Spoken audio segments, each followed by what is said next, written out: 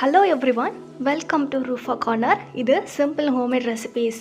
இன்னைக்கான ரெசிபி பார்த்தீங்கன்னா ஒரு லஞ்ச் பாக்ஸ் ரெசிபி தான், தக்காளி சாதம். இதை எப்படி செய்யலாம்னு பார்க்கலாம். வாங்க குக் பண்ண ஸ்டார்ட் பண்ணலாம்.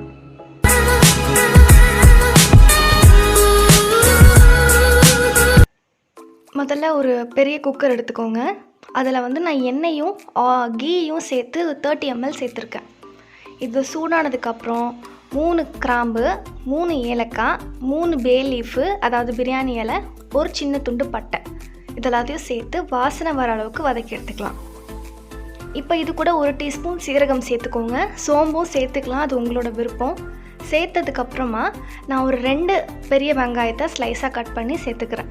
சேர்த்துட்டு இதையும் நல்லா வதக்கி எடுத்துக்கலாம். ரொம்ப ப்ரௌன் ஆகணும்ல அவசியம் கிடையாது. இதை இப்போ குக் பண்ணிக்கலாம்.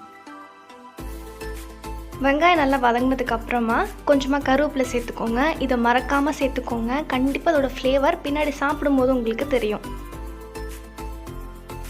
இதுவும் குக் ஆனதுக்கப்புறம் 1 டீஸ்பூன் இஞ்சி பூண்டு விழுது சேர்த்துக்கோங்க. அதோட கொஞ்சமாக புதினாவை ஃபஸ்ட்டே சேர்த்துக்கோங்க. தக்காளி சாதத்துக்கு ரொம்பவே நல்லாயிருக்கும்.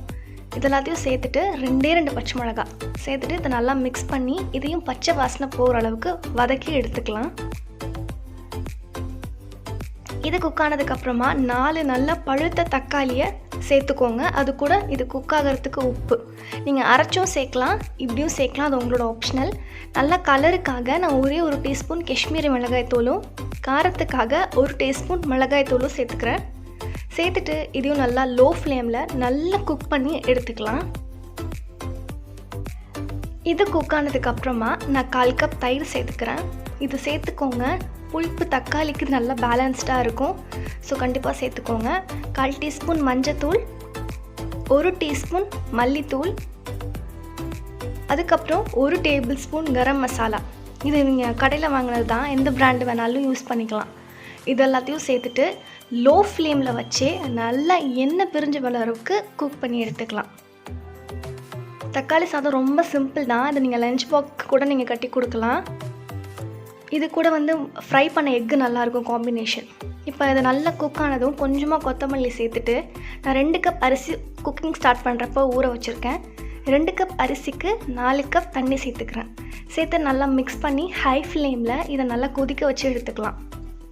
இது கொதிச்சதுக்கப்புறமா ஊற வச்சிருந்த அரிசி இருக்குல்ல, அதை இப்போ கொஞ்சம் கொஞ்சமாக சேர்த்துக்கலாம்.